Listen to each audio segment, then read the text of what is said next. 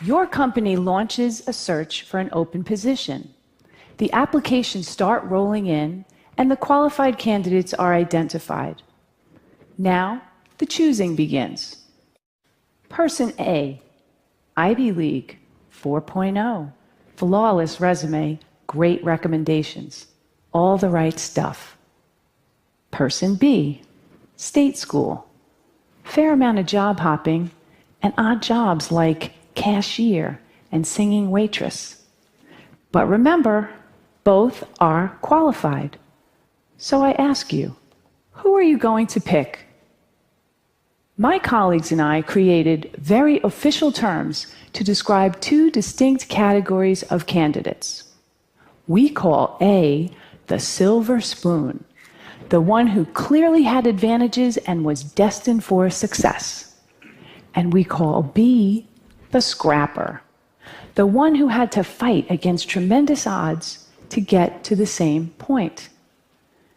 You just heard a human resources director refer to people as silver spoons and scrappers, which is not exactly politically correct and sounds a bit judgmental. But before my human resources certification gets revoked, let me explain. A resume tells a story, and over the years, I've learned something about people whose experiences read like a patchwork quilt that makes me stop and fully consider them before tossing their resumes away. A series of odd jobs may indicate inconsistency, lack of focus, unpredictability, or it may signal a committed struggle against obstacles. At the very least, the scrapper deserves an interview. To be clear, I don't hold anything against the silver spoon. Getting into and graduating from an elite university take a lot of hard work and sacrifice. But if your whole life has been engineered towards success, how will you handle the tough times? One person I hired felt that because he attended an elite university, there were certain assignments that were beneath him, like temporarily doing manual labor to better understand an operation. Eventually, he quit.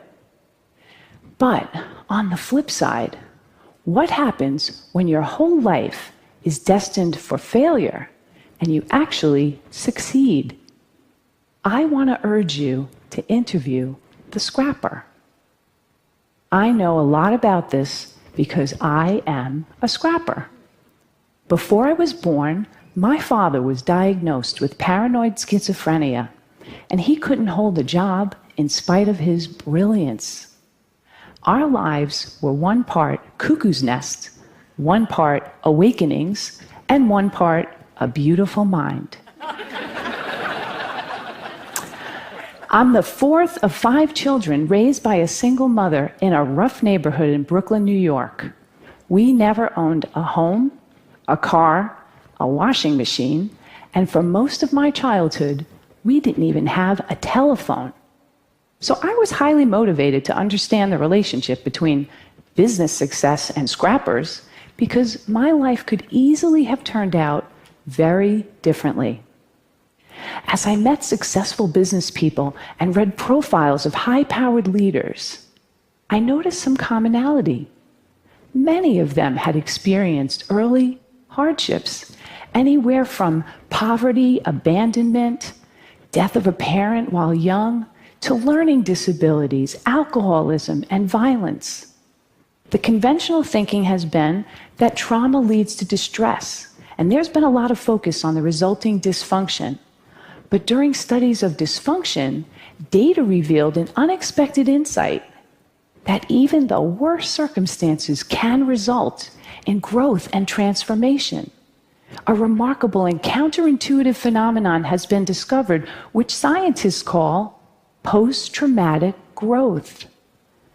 In one study designed to measure the effects of adversity on children at risk, among a subset of 698 children who experienced the most severe and extreme conditions, fully 1/3 grew up to lead healthy, successful, and productive lives. In spite of everything and against tremendous odds, they succeeded. 1/3. Take this resume. This guy's parents give him up for adoption. He never finishes college. He job hops quite a bit, goes on a sojourn to India for a year, and to top it off, he has dyslexia. Would you hire this guy? His name is Steve Jobs. In a study of the world's most highly successful entrepreneurs, it turns out a disproportionate number have dyslexia. In the US, 35% of the entrepreneurs studied had dyslexia. What's remarkable, among those entrepreneurs who experience post-traumatic growth, they now view their learning disability as a desirable difficulty, which provided them an advantage because they became better listeners and paid greater attention to detail. They don't think they are who they are in spite of adversity. They know they are who they are because of adversity.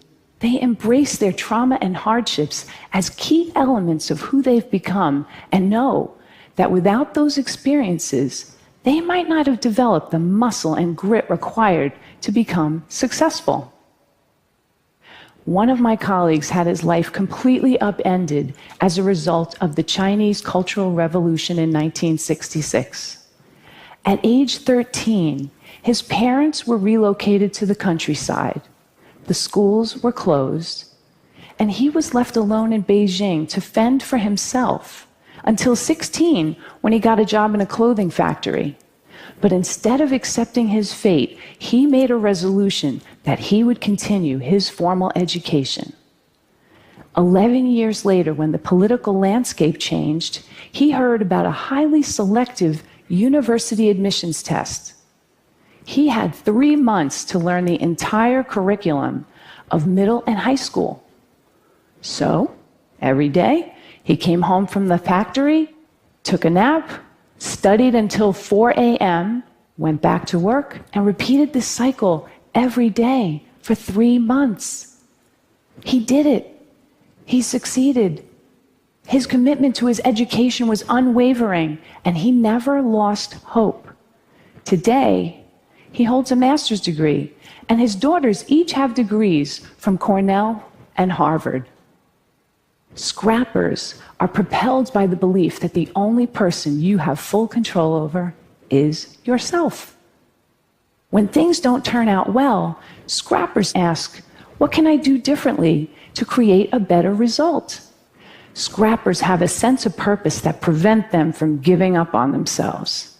Kind of like if you've survived poverty, a crazy father, and several muggings, you figure, business challenges?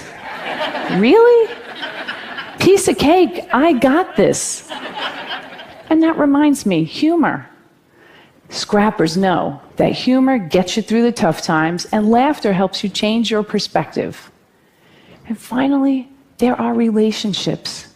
People who overcome adversity don't do it alone. Somewhere along the way, they find people who bring out the best in them and who are invested in their success. Having someone you can count on, no matter what, is essential to overcoming adversity. I was lucky. In my first job after college, I didn't have a car, so I carpooled across 2 bridges with a woman who was the president's assistant. She watched me work and encouraged me to focus on my future and not dwell on my past.